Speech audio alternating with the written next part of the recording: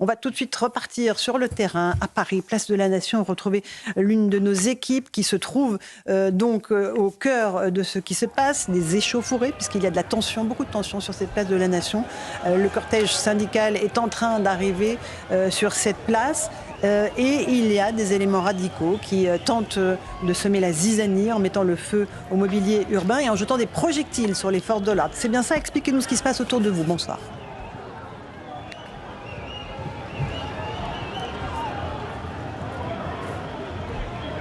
Alors, on va retourner dans un instant retrouver nos équipes qui sont sur place. Sandra Buisson est avec nous du service police-justice de CNews. Sandra, un petit bilan peut-être du nombre de policiers blessés et du nombre de personnes dans la capitale. Oui, il y avait donc 18 000 personnes qui s'étaient rassemblées aujourd'hui pour manifester pour le 1er mai contre un peu plus de 110 000 l'année dernière, 50 000 personnes selon la CGT aujourd'hui. Et à cette heure, on est à 29 personnes interpellées et 12 membres des forces de l'ordre, policiers et gendarmes, qui sont blessés et qui sont en urgence relative. Jean-Christophe Covy est avec nous, policier, secrétaire national du syndicat de police Unité. Le travail que font vos collègues en ce moment, c'est de permettre au cortège, assez peu fourni, mais néanmoins il y a quand même 18 000 personnes selon les forces de l'ordre, de s'écouler dans les artères qui bordent cette place de la Nation sans trop de heurts, c'est ça ? Oui, le but, en fait, c'est l'arrivée. C'est toujours là où c'est compliqué, parce qu'on a une tête de cortège avec des éléments qui ne sont pas du tout syndiqués, qui sont là. C'est un peu l'international des imbéciles, hein, comme je disais tout à l'heure, ça vient de partout. Il y a des black blocs, il y a des anarchistes, des anticapitalistes, enfin voilà, on ratisse large. Et puis, effectivement, les cortèges doivent avancer. Et l'idée, c'est qu'ils arrivent au bout de la manifestation et qu'après ils puissent se disperser tranquillement.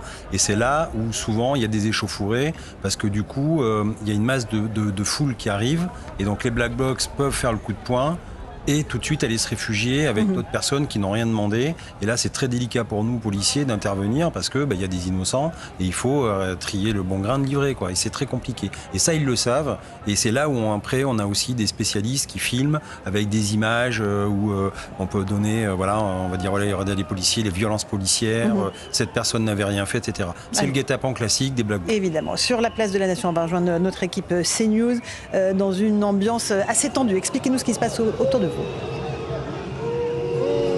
Oui, effectivement. Bonsoir Laurence. Une ambiance un peu particulière et tendue ici, place de la Nation, où doit se terminer cette mobilisation du 1er mai. D'un côté, le cortège syndical qui continue d'arriver petit à petit dans une ambiance bon enfant. Et de l'autre, des black blocs qui continuent d'affronter la police minute après minute. Vous l'entendez autour de moi, des bombes agricoles qui éclatent, des jets de bouteilles en quantité en direction des forces de l'ordre qui procèdent à des charges successives, comme à l'instant même où je suis en train de vous parler, des forces de l'ordre qui tirent des bombes lacrymogènes pour tenter de disperser ces black blocs et tenter également de les empêcher de constituer un bloc, un groupe qui pourrait être effectivement plus agressif qu'il ne l'est actuellement. Alors la complexité pour les forces de l'ordre, ça va être de pouvoir disperser cette manifestation dans les prochaines minutes, puisque cette place de la Nation, elle est évidemment ronde, elle est bouclée par les forces de l'ordre à ses quatre coins, et à son centre, une majorité, il faut le reconnaître, d'éléments radicaux qui sont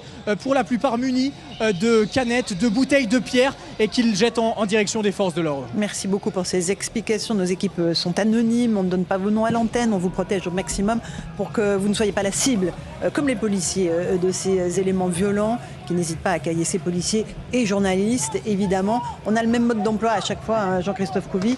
Des éléments radicaux, ils ont un masque, ils ont une cagoule, ils ont des gants et ils sont absolument méconnaissables et ils attaquent, et ils attaquent, et ils attaquent.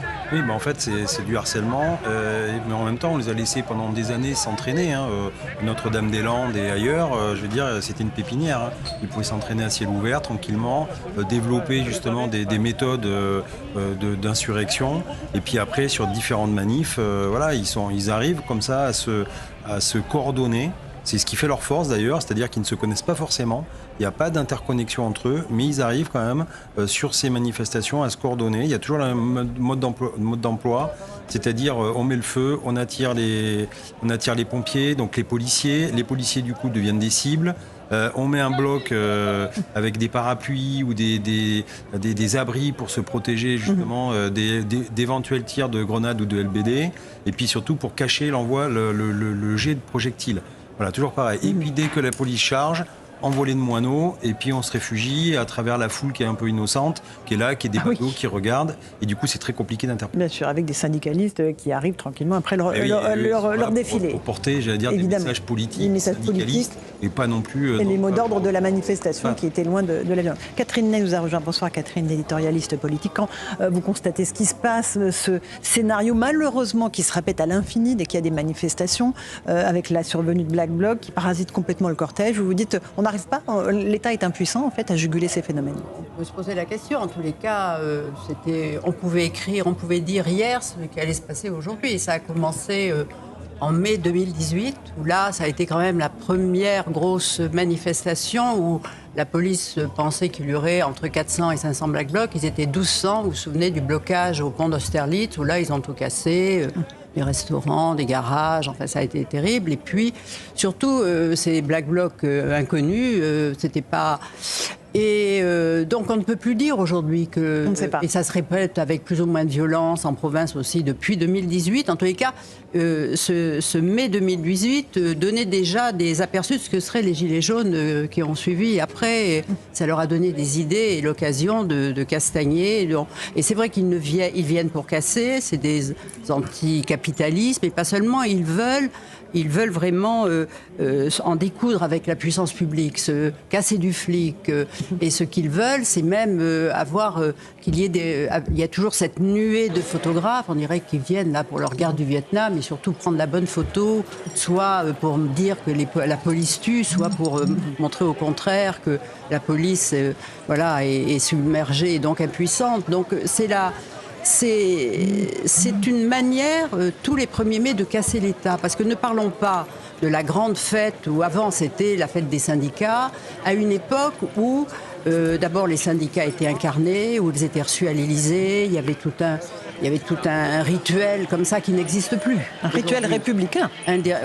Qui n'existe plus. Il n'y a plus les gros bras de la CGT qui entourent les manifs, et maintenant ça n'existe plus, ils ont disparu. Et aujourd'hui, les syndicats, on ne peut pas dire qu'il y ait une incarnation. C'est-à-dire, Philippe Martinez est parti, et Laurent Berger, d'ailleurs, en même temps, a laissé des places à des jeunes femmes qui ont un parler très, très vigoureux, mais qui n'incarnent pas. Et qui ne sont pas reçus à l'Élysée, sauf une fois. Donc ça n'existe plus, voyez. Donc aujourd'hui, le 1er mai, c'est la fête des Black Blocs, et c'est chaque année, vous voyez, c'est quand la mer se retire qu'on voit qui nager tout nu. On a l'impression qu'entre eux, ils disent tiens, c'est un bon millésime ou un mauvais millésime. Donc on va voir à la fin de la soirée, de dire où en sont les casques, qu'est-ce qu'ils auront cassé, qui auront blessé, le nombre de blessés, et puis après ils s'envolent comme des nuées de moineaux. Il se passe plus rien, et la justice, il n'y a pas de... Les nuées de corbeaux peut-être. Voilà, les nuées de gros corbeaux. André Valigny, ancien ministre, est avec nous. On voit que les mots d'ordre de la manifestation sont phagocytés par ces violences. On parle des revendications avant la manip, puis dès que ça démarre, en réalité, forcément l'attention est focalisée sur ces violences, sur les casses, tout ce qui se passe du côté des casseurs. C'est vraiment dramatique pour le mouvement social, ce qu'on appelle le mouvement social, pour le combat syndical, pour les travailleurs, les travailleuses, pour parler comme Georges Marchais. Il y a des problèmes aujourd'hui dans le monde du travail, les conditions de travail, le pouvoir d'achat, et tout ça, on n'en parle pas aujourd'hui. On en a parlé un peu au début avec Marie-Lise Léon et Sophie Binet, qui ont fait une brève apparition au début de l'après-midi sur les chaînes de télévision et sur les radios, et depuis on ne parle plus que des Black Blocs, de la violence, de ceux qui cassent, qui veulent en découdre, qui veulent casser du capitalisme, de la puissance publique, qui veulent casser l'État, casser du flic. Et je pense que ça remonte encore plus loin que 2018, Catherine Ney. Je pense que c'est une évolution plus longue encore qui a abouti à la situation. 2018, c'était les lois El Khomri sur le 1er mai. Ça a été le 1er mai le plus tragique. C'est 2018 au pont d'Austerlitz, où là on voyait ça quand même pour la première fois, et même le préfet de police de Paris était quand même étonné. Bien sûr. De tant de violence. Éric Revel, on a cette tension qui est toujours très présente. Place de la Nation, il est 18h10. On est en direct sur CNews et sur Europe 1. On a la situation très instable encore. On sait que tout peut dégénérer à tout instant. Oui, c'est ce que disait Jean-Christophe Couvi. C'est souvent en fin de manifestation, au moment où la manifestation doit se disperser, après l'ordre donné par la préfecture de police, que les choses risquent de dégénérer. Mais Au-delà, je m'interrogeais sur pourquoi une aussi faible mobilisation alors que les revendications sociales sont importantes. Alors Catherine Ney a sans doute raison. Henri Krasuki et Georges Chegui incarnaient des syndicats voilà, qui étaient puissants à l'époque. Mais la question qu'on peut se poser aussi, c'est est-ce que les Français commencent pas à comprendre qu'au-delà de la grande et des grandes manifestations contre la réforme des retraites, en fait, les syndicats ne sont pas en mesure efficacement de changer leur vie. J'insiste sur la réforme des retraites parce que cette réforme des retraites, elle a abouti, elle a été prise par un 49-3, le gouvernement est passé en force, mais en réalité, les Français maintenant épargnent de leur côté. Ils épargnent individuellement. Ils font de la capitalisation, les Français, à côté de la répartition, comme si, à l'insu de leur plein gré ou volontairement, ils avaient compris que les syndicats ne peuvent pas changer leur vie. Et puis sur le pouvoir d'achat, très bien, Monsieur Valigny, les cotisations sociales, les impôts. Vous avez contribué à faire monter à l'époque où vous étiez au pouvoir, pèsent sur le pouvoir d'achat. Mais les Français savent aussi que ce qui va augmenter leur salaire, c'est l'entreprise. C'est pas, à part le niveau du SMIC, du salaire minimum, c'est pas une décision du pouvoir politique. Donc des syndicats affaiblis, des politiques dans lesquelles on ne croit plus. Voilà, vous avez 18 000 personnes à Paris. Alors, Tatiana Renard-Barzac est avec nous, vous êtes journaliste politique. On a 121 000 manifestants sur toute la France, selon les chiffres du ministère de l'Intérieur, extrêmement faibles par rapport à l'an dernier, au 1er mai 2023, où il y avait à Paris 112 000 personnes. Donc on n'est pas du tout sur le même étiage. Et pourtant, on a les mêmes scènes de violence, ou quasiment les mêmes, avec tout autant de Black Blocs et des charges de la police qui se déroulent en ce moment même, place de la Nation. J'ai envie de vous dire, les revendications des Black Blocs sont toujours les mêmes, c'est-à-dire venir casser du flic, venir s'en prendre, vous le disiez tout à l'heure, Catherine, au symbole en fait du capitalisme. À chaque fois, on détruit les abribus où il y a des pubs, on détruit les banques, voilà, c'est toujours la même chose. Et puis venir prendre le mobilier urbain pour s'en servir comme arme. Tout à l'heure, on voyait d'ailleurs un Black Bloc avec Jean-Christophe qui fouillait dans une poubelle pour alimenter un feu. Exactement. Donc la question, c'est cette question de l'impunité de ces violences face à l'état de droit, face à ce qui représente l'autorité de l'État, c'est-à-dire les policiers, les pompiers, et puis l'impossibilité du coup pour les syndicats, mais aussi pour les politiques. Le 1er mai, on voyait aussi en tête de cortège la gauche républicaine, dont faisait partie André Valigny, qui prenait la parole. On va rejoindre Tatiana, je vous interromps une seconde, parce qu'il y a beaucoup de mouvements sur la place de la Nation, notre équipe est sur place. Expliquez-nous ce qui se passe, parce qu'on voit beaucoup de CRS qui courent, qui tentent de lancer une charge. Expliquez-nous. Oui, le rythme des charges des forces de l'ordre s'est accéléré depuis quelques minutes. À l'instant, charge assez massive des forces de l'ordre composées de CRS, mais aussi de la Brave M, qui est actuellement en train de se replier devant mes yeux. La Brave M, on le rappelle, c'est cette unité mobile qui est justement dédiée à la répression de l'action violente des manifestants. On voit encore un certain nombre de manifestants qu'on pourrait qualifier de pacifistes quitter la place de la Nation. Il ne reste finalement que les éléments les plus radicaux.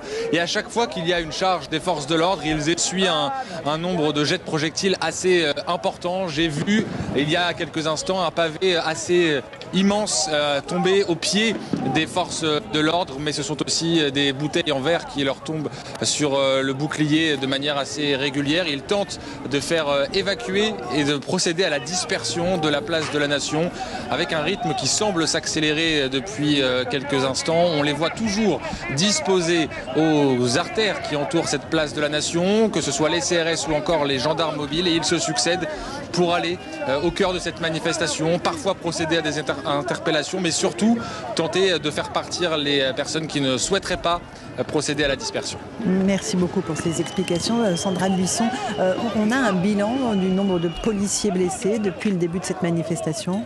Oui, on est à 12 policiers et gendarmes qui sont blessés en urgence relative. C'est ce que nous indique la préfecture de police de Paris. Il faut se rappeler que pour le 1er mai 2023, on était à plusieurs centaines de forces de l'ordre blessées. Donc effectivement, il y a eu des scènes de violence, mais sans commune mesure avec ce qui s'est passé le 1er mai 2023. En 2023, il y avait 1500 à 2000 ultras. Aujourd'hui, on est à plusieurs centaines, mais on n'est pas à des milliers comme l'année dernière. Donc c'est vrai que ça a été compliqué à certains moments dans cette manifestation, mais les violences sont sans commune mesure avec l'an dernier. Jean-Christophe Couvi, quel type de compagnies de policiers sont déployés à Paris? On parlera de la région. Là, on voit les CRS avec les bandes jaunes. Il y avait tout à l'heure les compagnies d'intervention, c'est les bandes bleues sur les casques. Les casques un peu spéciaux et les équipements légers, c'est plutôt les Braves M. Et après, là pour l'instant, c'est tout ce que j'ai vu sur le dispositif. Les CRS, c'est plutôt, j'allais dire, vous voyez, des gros boucliers, c'est plutôt du lourd. C'est-à-dire qu'on est moins mobile que les Braves M, qui sont très légères, qui sont là vraiment pour aller très très vite d'un point A à un point B, pour arriver en petit commando, pour interpeller et repartir. Là, on se disperse, on met des épis, on essaie de surveiller, de regarder surtout quelles sont les personnes qui lancent des objets. Et après, quand on a des instructions, effectivement, c'est de faire des bons offensifs, de courir pour aller les interpeller et tout de suite les ramener derrière ce qu'on peut appeler une tortue, entre guillemets, ou une phalange pour se protéger. Et c'est là où on a les collègues équipés en lourd qui nous protègent. Vous vous entraînez spécifiquement pour ce type de situation? Les CRS sont spécialisés. Ils ont plusieurs fois dans l'année des neutralisations où justement ils s'entraînent pour que justement ils soient toujours au niveau, j'allais dire, d'interpellation et d'intervention. Les compagnies d'intervention à Paris aussi s'entraînent, mais elles sont très sollicitées. Donc des fois, il n'y a pas assez de moyens, de temps justement de neutralisation. Les Black Blocs, en fait, ont émergé en Allemagne dans les années 2000. Et pour les Français, les Black Blocs français ont fait leur haut fait de gloire, si je peux parler comme ça. C'était à Strasbourg en 2009, sur le sommet de l'OTAN. C'est là où ils ont gagné leur galon. Ils avaient même été, j'allais dire, ils avaient impressionné tous les autres Black Blocs, allemands, hollandais, italiens, par la violence de leurs actes. Donc on sait que nous, en France, on a des Black Blocs très violents. Voilà, c'est comme ça qu'ils ont gagné leur galon. Et depuis, effectivement, chaque année, comme je disais, on laisse quelque part faire. Ils manœuvrent chaque année et on les voit tout le temps. Même mode opératoire, systématique. Catherine Ney, vous l'évoquiez tout à l'heure, cette façon la France n'arrive pas à les juguler. Si vous voulez juguler des moments comme ça, il faut être comme à Moscou, où il y a des manifestants, Nous ne sommes pas à Moscou. Voilà. Alors, nous sommes en démocratie, mais ce qui est terrible, c'est que il y a des gens qui sont arrêtés, des Black Blocs, et puis ils ont des bons avocats.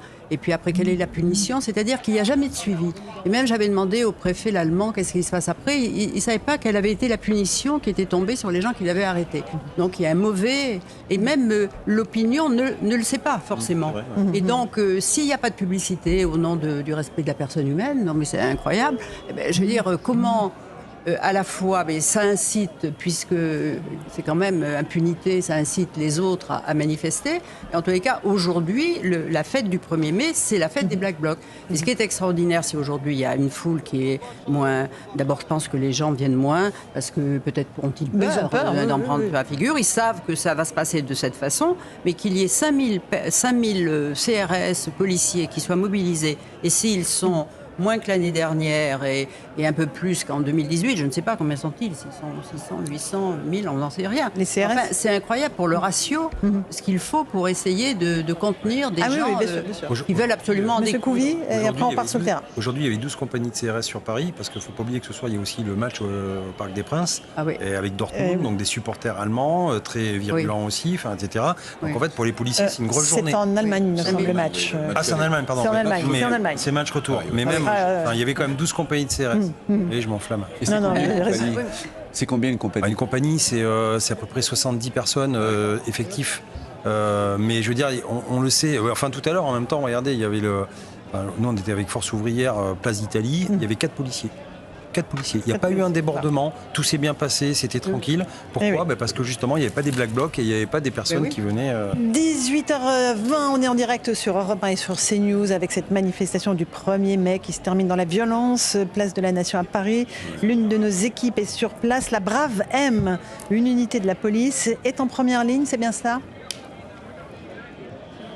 Oui, effectivement, Laurence, ici, c'est une véritable coopération entre policiers, gendarmes et les différentes sections de ces derniers, à commencer par la Brave M, qui, munie de ses casques de moto, de petits boucliers, sont beaucoup plus mobiles sur cette place de la Nation dès lors qu'il faut charger les éléments radicaux qui leur jettent des projectiles. Ils coopèrent avec les forces de gendarmerie mobile, mais également les policiers, dont certains sont équipés également de petits boucliers boucliers et d'équipements un peu plus légers que les gendarmes qui eux ont de véritables boucliers de plus d'1 mètre de haut. C'est des équipements qui leur permettent d'accéder plus facilement à ces éléments radicaux qui se trouvent au centre de cette place de la Nation où doit se terminer cette mobilisation du 1er mai. À l'heure à laquelle je vous parle, le cortège est toujours en train d'arriver au compte-gouttes sur cette place de la Nation. Les manifestants pacifistes la quittent petit à petit, mais il reste un noyau dur qui tente de se reconstituer minute après minute. Ce sont ces éléments radicaux, tout de noir vêtus, la plupart du temps avec une cagoule ou des lunettes très foncées, et qui se munissent de projectiles, de pierres, de bouteilles, et qui assènent de la violence envers les forces de l'ordre, qui répliquent à coups de gaz lacrymogène et donc de charges à peu près toutes les 10 minutes, tous les quarts d'heure. Pour le moment, vous l'entendez sûrement autour de moi, ce sont des intimidations de la part des éléments radicaux en direction des forces de l'ordre, mais nul doute que d'ici quelques secondes, ces derniers devraient donner l'assaut sur les éléments radicaux. Et bien sûr, vous restez avec nous, vous nous prévenez à l'antenne dès qu'il se passe quelque chose. On voit énormément de projectiles volés en direction des forces de l'ordre, je le dis pour nos auditeurs d'Europe 1. Sandra Buisson, service police-justice de CNews, le nombre d'interpellations augmente évidemment au fil de cette manifestation. À mesure que les violences et les tentatives de dégradation sont commises, le nombre d'interpellés augmente. On est à 45 à 18h donc pour Paris. Des interpellations, un nombre qui est quand même largement inférieur à celui de l'année dernière. 305 interpellations au total pour la manifestation parisienne. Et effectivement, là, l'objectif, comme on vous a décrit, c'est de permettre la dispersion de cette manifestation et que les individus radicaux ne se reconstituent pas en bloc pour procéder à des dégradations et des violences. Bien sûr. Tatiana Arnard-Mazel, vous vouliez rajouter quelque chose tout à l'heure avant qu'on reparte sur le terrain? Oui, je voulais dire 2 choses. D'abord, je remarque là qu'en fait, ça se passe à Paris, mais ça se passe aussi à Lyon, à Nantes, à Bâle, l'État policier, à Nantes, à Toulouse. Voilà, il y a plusieurs échauffourées un peu partout en France aujourd'hui, à l'occasion de ce 1er mai. Et par ailleurs, vous faisiez tout à l'heure un parallèle avec un match de foot. Faisons-le avec les hooligans, justement. C'est ce que je disais tout à l'heure. C'est-à-dire que pourquoi est-ce qu'on interdit les hooligans de paraître dans certains matchs lorsqu'ils sont fichés et considérés comme étant dangereux? Vous le disiez tout à l'heure, on sait maintenant qui sont ces Black Blocs. Il n'y en a pas 15 000. On les voit partout. Ils vont au sommet du G7, du G20, de l'OTAN, etc. On sait qui c'est toujours la même bande de 200, 500 Black Blocs. Pourquoi est-ce qu'à un moment donné, on ne se donne pas les moyens, l'arsenal juridique, pour justement leur permettre, ou plutôt leur interdire, de paraître dans ces manifestations lorsqu'on sait qu'ils sont particulièrement dangereux, qu'ils ont déjà commis des infractions et qu'ils ont déjà caillassé, si j'ose dire, du policier lors de manifestations précédentes? Pourquoi est-ce qu'on s'empêche de cela? Je rappelle quand même que Bruno Retailleau, chef de file des sénateurs LR, avait fait un projet de loi en ce sens, qui avait été retoqué par le Conseil constitutionnel. Mais voilà. on voit ces on en revient toujours on se dit peut-être qu'il y a quand même un moyen de contourner cela, parce que là, on empêche aussi des manifestants de manifester paisiblement. Le droit à manifester, il marche dans les deux sens. Il marche dans les deux sens. Alors, Sandra, peut-être une précision. La loi anti-casseurs, effectivement, c'est 2019. Ça avait été l'article sur l'interdiction administrative de manifester a été censuré.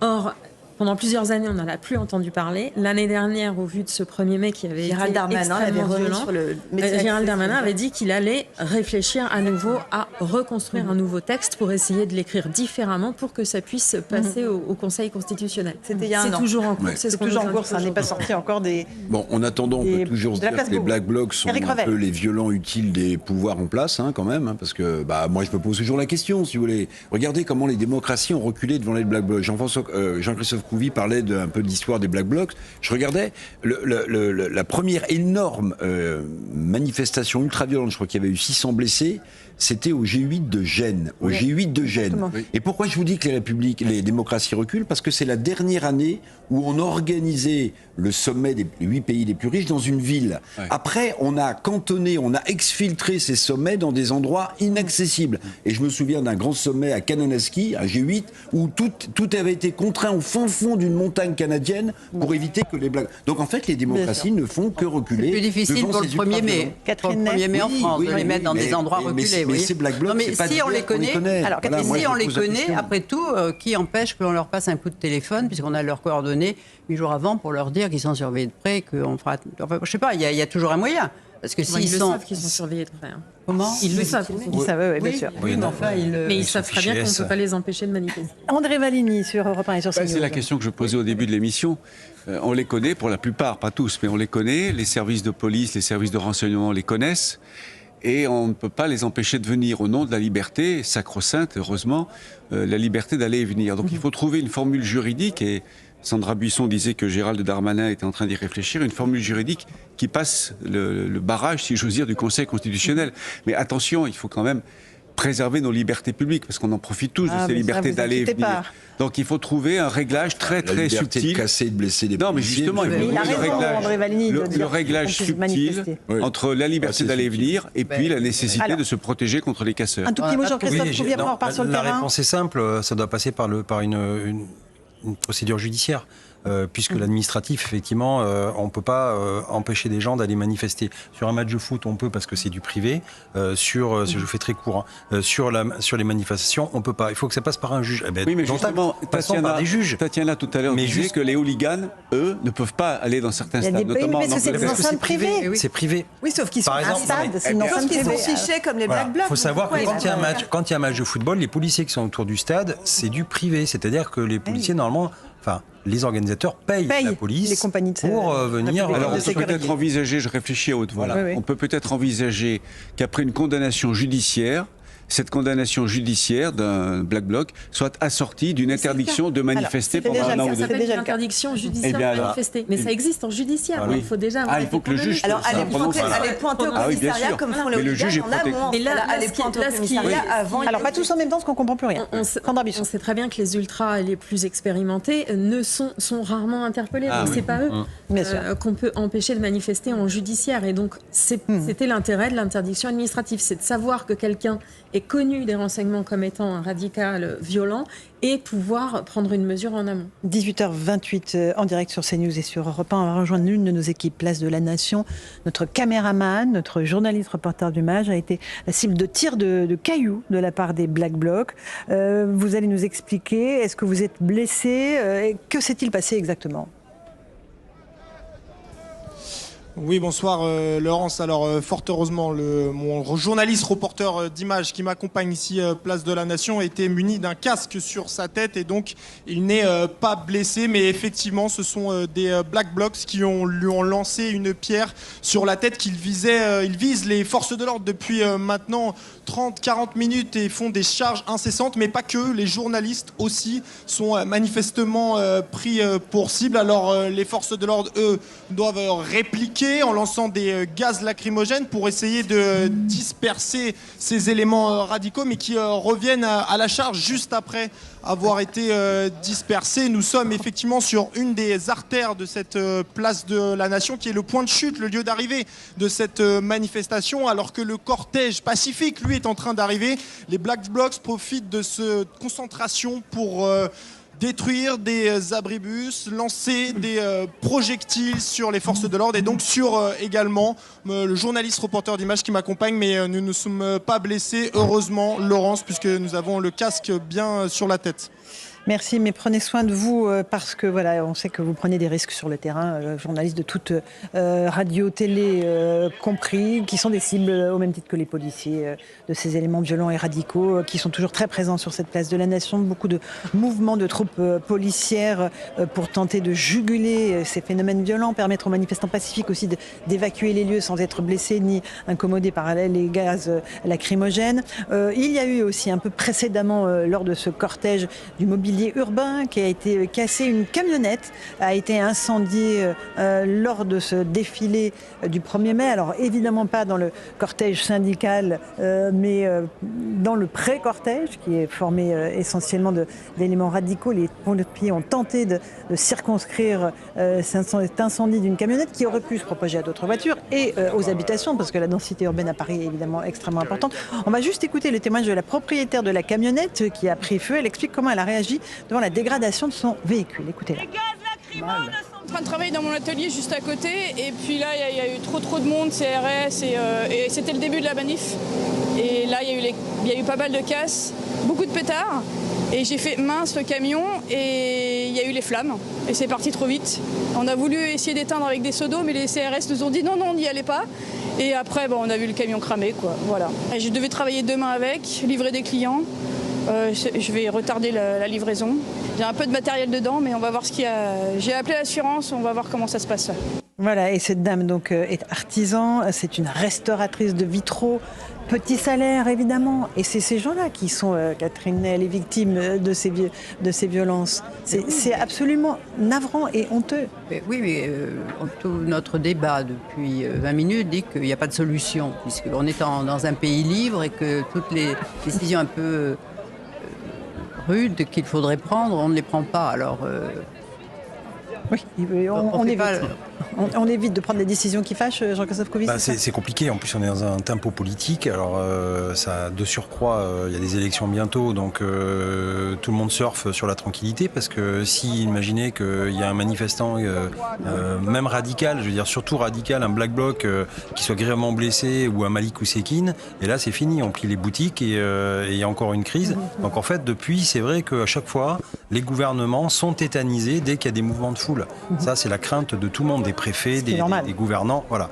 Bien sûr qu'on a le droit de manifester et on manifeste, et au contraire, nous on est là pour protéger les manifestants. Mais quand on a des éléments subversifs qui sont là vraiment pour aller, je veux dire, au contact, pour se battre, pour balancer des objets pour faire mal, et des fois même tuer, effectivement, on se pose la question, on est jusqu'où la gradation justement de cette force, jusqu'où on accepte. Je veux dire, à un moment donné, on a aussi des véhicules lanceurs d'eau. On arrive, on arrose, et puis... Dans certains cas, vous les sortez, la police les sort. Mais encore une fois, c'est sur instruction des préfets.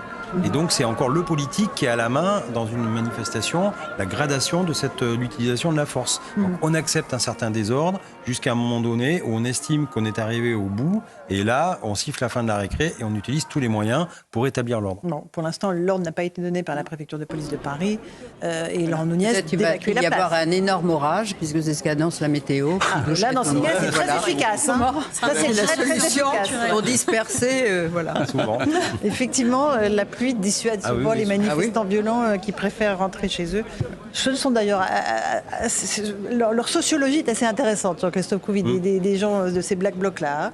Oui, ce ne sont pas forcément des enfants d'ouvriers. Non, mais en fait, on voit bien, il y a c'est souvent des fils à papa, et il y a aussi des fils de profs. Enfin, moi, je ne vais pas faire tout le truc, mais je veux dire, c'est pas des enfants défavorisés. Il y a très peu de chômeurs quand on interpelle, et même quand on regarde, les services de renseignement nous le disent, c'est pas les chômeurs ni les gens défavorisés qui viennent. C'est des gens, oui, d'un certain milieu moyen, voire plus élevé, qui viennent pour s'encanailler parce qu'ils ont une idéologie, parce que c'est leur révolution à eux. Ils portent, à une époque, c'est vrai qu'on avait deux prismes. On avait le bloc entre guillemets soviétique, le communisme, de l'autre côté les démocraties, le capitalisme. Aujourd'hui, on n'a plus entre guillemets qu'une seule vision, c'est le capitalisme, et certains veulent s'inventer une nouvelle révolution, un nouvel idéal, mais qu'ils aillent juste visiter un petit peu ce qui se passe dans les pays de l'Est et voir les stigmates que certains régimes ont laissés. Ils verront bien qu'ici, on est très très bien quand même.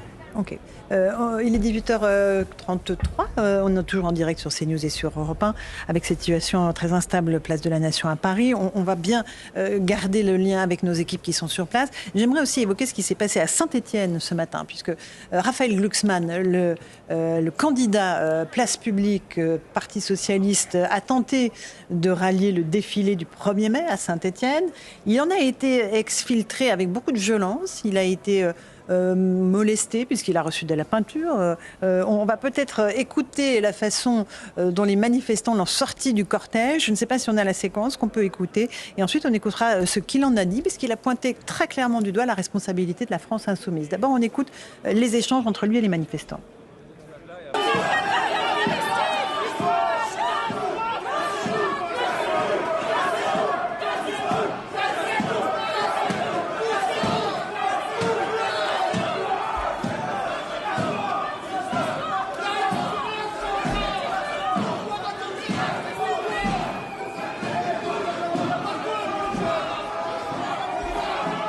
Franchement, je ne les connais pas personnellement, donc c'est compliqué, on va voir qui c'est, mais ce qui est sûr, c'est qu'il y avait des drapeaux de partis politiques. Il y avait des drapeaux de Révolution Permanente et de la France Insoumise. Donc voilà, c'est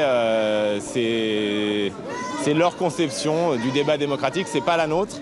Nous, on est des démocrates de combat, des démocrates jusqu'au bout des ongles, et on exclut a priori toute forme de violence physique et verbale de la confrontation politique qui fait vivre la démocratie. On fait une campagne où on va dans les usines et où on va manifester le 1er mai. Ces gens sont des gens qui ne sont pas des démocrates. C'est tout, c'est pas des démocrates. On le voit dans le comportement interne de leur parti, dans leur structuration, dans leur discours, dans leur violence. Et nous, on rompt avec ça. Enfin, c'est pas nos amis, ce ne sont pas nos camarades. Et ils font beaucoup de tort aux travailleurs et à la cause du progrès social. Voilà pour les paroles de Raphaël Glucksmann, Parti socialiste et Place publique, qui dénonce les insoumis. Jean-Luc Mélenchon a dans un premier temps dit qu'il désapprouvait totalement l'expulsion de Raphaël Glucksmann avec violence du cortège de Saint-Étienne. Et puis après, il s'est énervé au fil de la journée. Il a multiplié les tweets jusqu'au dernier. Raphaël Glucksmann, excusez-vous, vous avez accusé LFI de votre expulsion de la manif du 1er mai.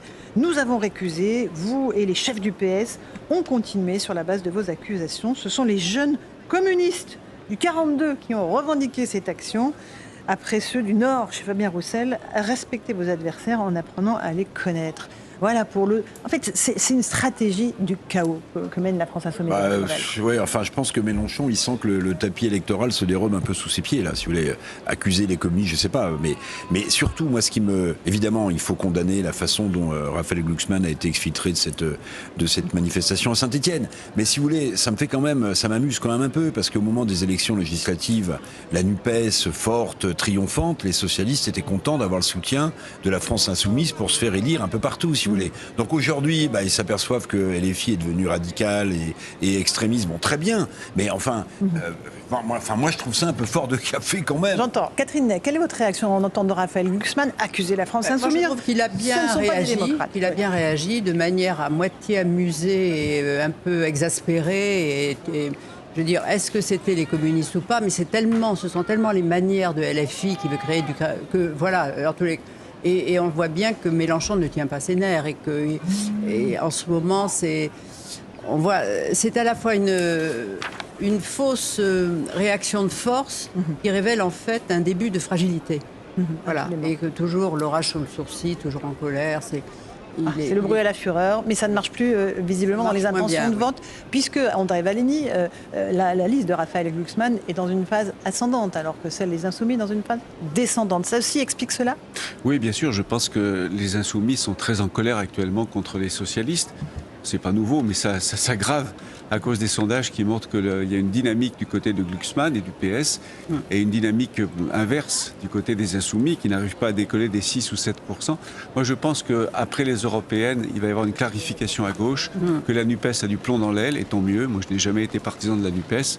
Donc je pense que ces européennes vont d'abord servir au PS à relever la tête et en plus vont servir aussi à clarifier les choses et à faire en sorte que la NUPES soit derrière nous. Mais d'ailleurs, Mélenchon a dit que la NUPES était finie et qu'il était très content de s'être séparé de ses alliés. Alors voilà. En tout cas, il multiplie les invectives. On a été rejoint par Georges Bensoussan. Bonsoir Georges Bensoussan. Bonsoir. On est vous êtes historien, on est en pleine édition spéciale consacrée à ces manifestations du 1er mai qui se terminent dans la violence avec des éléments radicaux. On a entendu Raphaël Glucksmann qui accusait la France Insoumise d'avoir organisé son exfiltration violente des manifestations du 1er mai. Il dit que ce ne sont pas des démocrates. Vous dites qu'effectivement, il y a un vrai risque du côté du parti de Jean-Luc Mélenchon. Oui, je l'ai dit au micro de votre collègue Sonia Mabrouk il y a 2 semaines. J'ai dit que Jean-Luc Mélenchon me faisait penser à Doriot, par l'aspect populiste, provocateur, cherchant le chaos, parce que c'est ça la stratégie de Mélenchon.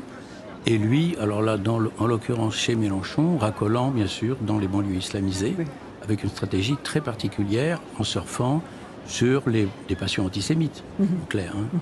On qualifie pudiquement d'antisioniste, en réalité il s'agit bien d'un antisémitisme. Je ne dis pas de Mélenchon, mais il surfe sur des passions antisémites dans certains quartiers de certaines banlieues islamisées.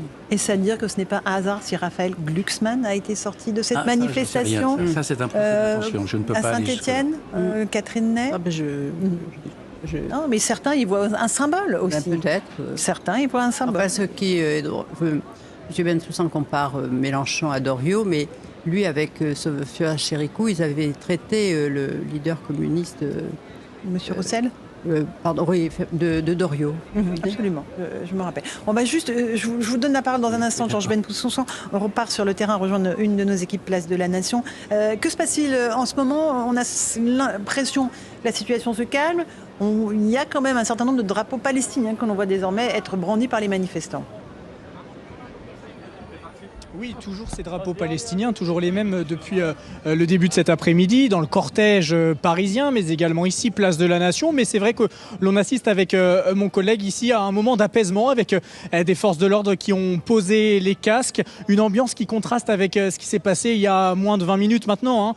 Ces affrontements violents qui ont une nouvelle fois émaillé cette fin de mobilisation, avec des jets de bouteilles, des jets de canettes, de pierres également, et ces charges successives de la Bravem, des CRS, des gendarmes également, avec des jets de gaz lacrymogène évidemment pour disperser ces éléments radicaux que nous ne voyons plus pour le moment avec mon caméraman, des éléments radicaux qui potentiellement sont à un autre endroit sur cette place de la Nation, puisque je vous le rappelle, elle fait 50 000 m², donc autant vous dire que difficile d'être à tous les endroits à tout moment, mais les forces de l'ordre qui restent en place à chaque rue adjacente de cette place de la Nation, avec ce moment d'apaisement, ces forces de l'ordre qui ont posé leur casque, mais qui le remettent à l'instant même où je suis en train de vous parler. Alors, est-ce que d'ici quelques instants, il y aura de nouveaux moments de tension? Nous l'ignorons pour le moment, et évidemment, nous ne manquerons pas de vous en faire part sur Europe 1 et sur CNews. Merci beaucoup. Georges Bentoussaint, vous êtes historien. On voit, il y a eu dans tous les cortèges des drapeaux palestiniens.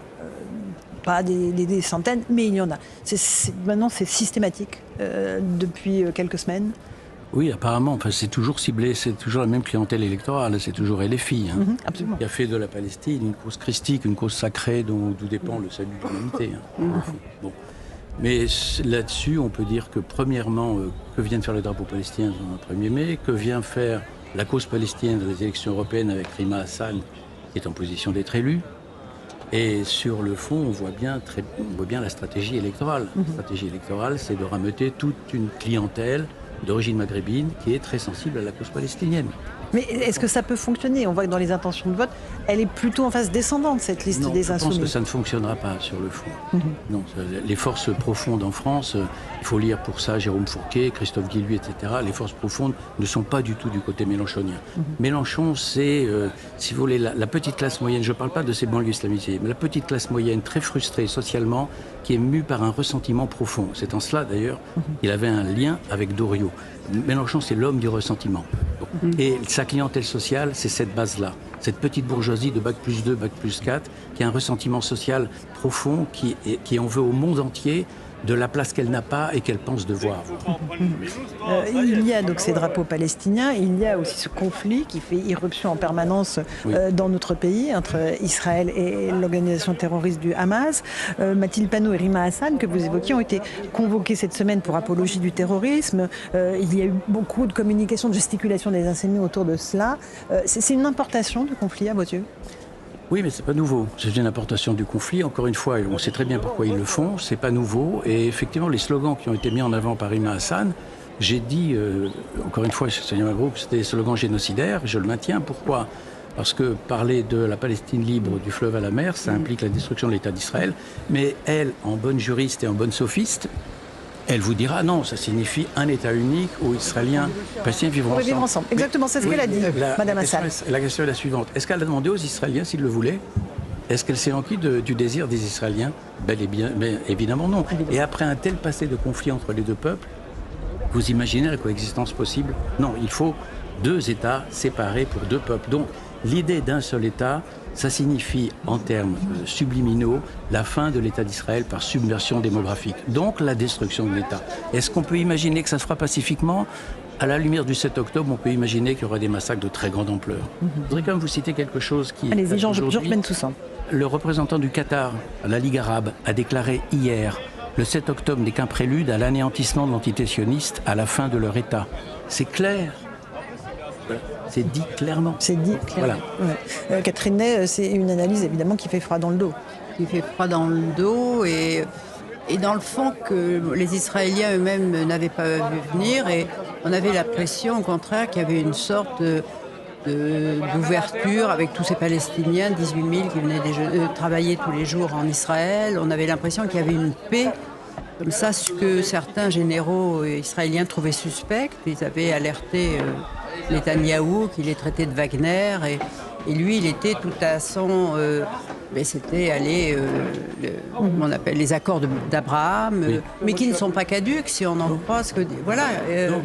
Georges Bensoussan. Après 6 mois de guerre, effectivement, les accords d'Abraham ne sont pas caduques, donc effectivement, ils sont pérennes. Mais penser que les accords d'Abraham pour enterrer la question palestinienne, c'est une naïveté. Oui, mais c'est une naïveté dont tout le monde a été un peu coupable. Parce que c'est vrai que la cause palestinienne était passée un peu au second plan et les pays arabes, l'Arabie Saoudite, les Émirats, avaient noué des relations avec Israël, alors que la cause palestinienne, dans les profondeurs du peuple palestinien, restait très vivace. J'étais en Israël en décembre 2020, aux accords d'Abraham, et on m'a interrogé sur la radio israélienne Cannes. On m'a interrogé sur les accords d'Abraham et j'ai jeté un froid quand j'ai dit bon, c'est très bien, mais ça ne règle absolument aucun problème de fond. Exactement. Bon, évidemment, je n'étais pas du tout dans le consensus national. Bon. Sur le fond, la cause palestinienne, elle est centrale. On peut savoir comment la résoudre. Netanyahou porte une très lourde responsabilité dans ce qui s'est passé le 7 octobre, parce que l'appareil militaire israélien était conscient de la menace. Et on sait très bien que la stratégie de Netanyahou, qui est assez suicidaire, a consisté à affaiblir l'autorité palestinienne pour renforcer le Hamas, en pensant que le Hamas ne passerait jamais à l'action. Et vous publiez, je le signale, Les origines du conflit israélo-arabe aux éditions Que sais-je. On a toujours cette situation tendue, place de la Nation, avec énormément de forces de l'ordre qui se regroupent. Jean-Christophe Couvi, on a le sentiment que ça y est, ils sont en train de peut-être commencer l'évacuation totale de cette place ou pas encore? Alors on voit les grandes manœuvres, on voit la CRS 8, là, vous voyez, ils sont équipés assez légers, des petits boucliers, ils ont des casques différents des autres, puis les CRS classiques. Donc on voit bien qu'effectivement, tout le monde se met en ligne et on va ratisser la place. C'est-à-dire qu'on va avancer petit à petit pour faire évacuer les gens. En disant que maintenant, voilà, la récré est finie, il va falloir rentrer à la maison et puis profiter d'allumer CNews pour voir les news. Exactement, voilà. CNews et Europe 1 à la radio. Notre équipe et Place de la Nation, et évidemment, va peut-être nous confirmer ce que vous nous dites. Les CRS sont en train de se regrouper, en tout cas les forces de l'ordre, pour peut-être évacuer la place, c'est bien cela ? Je ne sais pas, mais on voit en tout cas qu'il n'y avait pas beaucoup de monde. Exactement. Allez-y. Oui, exactement, Laurence. Les CRS qui se sont regroupés, ils sont tous situés à proximité de chacune des rues adjacentes de cette place de la Nation. Alors que là, vous le voyez, en ce moment même, il y a quelques manifestants qui sont en train d'agiter des fumigènes. Mais en réalité, la tension, elle, est retombée depuis maintenant 20 minutes. Le cortège pacifique, lui, vient d'arriver sur place. Ici, les tout derniers manifestants, ils se sont donc regroupés sur ces pelouses. Et puis, signe qui ne trompe pas, les Black Blocs qui sont vêtus de noir de la tête aux pieds ont commencé à se rhabiller en civil, signe qu'ils sont en train de quitter les lieux et que effectivement les CRS vont procéder à une évacuation de cette place de la Nation, alors que vous voyez là, alors que pour décrire ces images, voilà des fumigènes, quelques fumigènes qui sont tenus par des manifestants, mais voilà, la situation est en train de revenir au calme ici, place de la Nation. Merci pour ces précisions. Georges Bensoussan est avec nous, historien. On voit que ces Black Blocs n'ont pas de revendication politique, si ce n'est l'anarchie ou le chaos. La cause palestinienne n'est pas arrivée jusqu'à eux, je dirais. Jusqu'à eux, c'est-à-dire... Jusqu'à leurs revendications. Ils sont juste là pour la violence, Oui, bien sûr, la cause palestinienne. Enfin, pour cela, en particulier les Black Blocs, etc., oui, bien sûr, c'est un alibi. C'est un alibi, clair, voilà. Oui. Pour les autres, pour ceux de Sciences Po, des universités américaines, etc., il s'agit vraiment d'autre chose. Là. C'est ça. Alors justement, on garde évidemment présent à l'esprit ce qui se passe place de la Nation. Il y a eu beaucoup d'interpellations aussi, et dans les facultés américaines, que ce soit à Columbia, à New York ou UCLA en Californie, des évacuations par les forces de l'ordre. Et on a connu une semaine très tendue aussi entre Sciences Po et la Sorbonne, avec des étudiants pro-palestiniens, en tout cas des militants pro-palestiniens, qui ont tenté de bloquer nos universités. Oui, mais ça traduit essentiellement, ça traduit rien sur le conflit israélo-arabe, ça traduit beaucoup sur le délitement de l'État français et sur la désinstitutionnalisation de la société. Ce qui s'est passé, à savoir que 300 abrutis bloquent Sciences Po, que 300 abrutis bloquent Sorbonne, alors qu'il y a des milliers d'étudiants sur ces campus. Ça signifie que la jeunesse est par-dessus tout et avant tout l'âge des engouements totalitaires. Il faut replacer ça dans les stupidités qui ont émaillé la révolution culturelle chinoise et l'engouement de toute une jeunesse qui a applaudi Cuba, qui a applaudi les Khmers rouges, qui a applaudi la révolution culturelle chinoise. Là, on continue dans la stupidité. La Palestine, cause sacrée de l'humanité. Ça, c'est le premier point. Mais le deuxième point plus grave, c'est que les institutions qui auraient dû réagir, Sciences Po, elles ne l'ont pas fait. Et elles prouvent là la désinstitutionnalisation profonde de la société, c'est-à-dire que tout est possible en matière de chaos, à savoir que quand on regarde la direction de Sciences Po, vous savez à quoi on pense ? On pense au film d'Harry Cécédouille, Le chagrin et la pitié. Ces gens-là nous inspirent du chagrin et de la pitié. Si on veut comprendre l'étrange défaite, Marc Bloch, 1940, on n'a qu'à regarder ces gens-là. Et on comprend comment les élites peuvent être responsables d'un chaos. En 2 temps, 3 mouvements, il était facile de remettre ces gens-là dans le droit chemin et de rouvrir Sciences Po et de ne pas laisser le chaos s'installer. Ça n'a pas été fait. Ça n'a pas été fait. Et je sais en haut lieu, je ne peux pas citer son nom bien sûr, mais un professeur de Sciences Po qui est menacé lui-même, qui reçoit des mails, dont la direction reçoit des mails demandant son renvoi. Il en a fait part à la direction. La direction n'a rien fait. Pour le protéger, bien sûr. Ils sont seuls en première ligne. Catherine Ney. Mais la direction, c'est qui? Parce qu'elle ne cesse de démissionner. Là, c'est à Gabriel Attal qui a nommé un administrateur provisoire. Mais parce qu'il y a M. Vichra qui a des ennuis avec Conjugo et qui Avant, est jeté. Avant, il y avait Olivier Duhamel. Enfin, il y a eu tout ça. Bon, avant, il y avait des points, etc. Ouais, tout ça. Donc, c'est quand même depuis quelques années, et ça avait quand même commencé avec Richard Descoings qui avait lancé une autre politique et on va de Caribancela, quoi. C'est surtout ça. Il faut nommer un directeur, mais qu'il soit vraiment un directeur. C'est vrai, mais le problème est plus profond. Le problème, c'est celui de la capacité d'assumer l'autorité quand on est en fonction d'autorité. Et dans un État qui se délite et dans une société qui se fragmente dans tous les côtés, là est le vrai problème. Vous connaissez la fameuse phrase de Platon dans La République: quand la jeunesse l'emporte et gouverne, c'est l'âge de la tyrannie. On y est. Et effectivement, tous les éléments violents et radicaux s'infiltrent dans les failles du système. On va rejoindre Place de la Nation, l'une de nos équipes. Vous venez d'assister à 2 interpellations. Les forces de l'ordre sont à la manœuvre. Oui, effectivement, des forces de l'ordre infiltrées en quelque sorte parmi les personnes ici présentes Place de la Nation, des forces de l'ordre qui étaient au nombre de 6 ou 7 qui sont intervenues et qui ont interpellé 2 individus, les ont ensuite extraits de cette Place de la Nation, derrière le cordon de CRS en place actuellement. Et dans le même temps, on a pu entendre effectivement des potentiels éléments radicaux appeler leurs collègues à venir attaquer les forces de l'ordre, des appels vains, puisqu'on sent ici une mobilisation un petit peu en baisse, avec peut-être une mobilisation sur la fin. Pourquoi je vous dis ça? C'est parce que les CRS, les gendarmes, la Bravem se sont déployés tout autour de cette Place de la Nation. Sont-ils en train de former une nasse pour pouvoir guider les manifestants vers les bouches de métro, ou sont-ils en train de montrer les muscles pour garder cette tension à ce niveau actuel, c'est-à-dire très, très peu élevé? Alors effectivement, pour le moment, nous ne savons pas trop ce qui va se passer, mais ces forces de l'ordre sont bel et bien déployées tout autour de cette Place de la Nation, et les manifestants pacifistes quittent au compte-gouttes, cette Place de la Nation. Merci beaucoup pour ces précisions. Jean-Christophe Couivy, vous êtes policier, c'est très impressionnant. Il y a cette ligne de CRS qui s'étale sur des centaines de mètres Place de la Nation. Ça, évidemment, préfigure une action, j'imagine. Déjà, c'est un impact psychologique, effectivement. C'est une phalange, c'est comme les phalanges grecques. Je parle à l'historien qui est à côté de moi. C'est un peu ça, c'est un peu l'idée. C'est sur une ligne avec les boucliers. On montre qu'on est là, qu'effectivement, on va passer bientôt à l'offensive.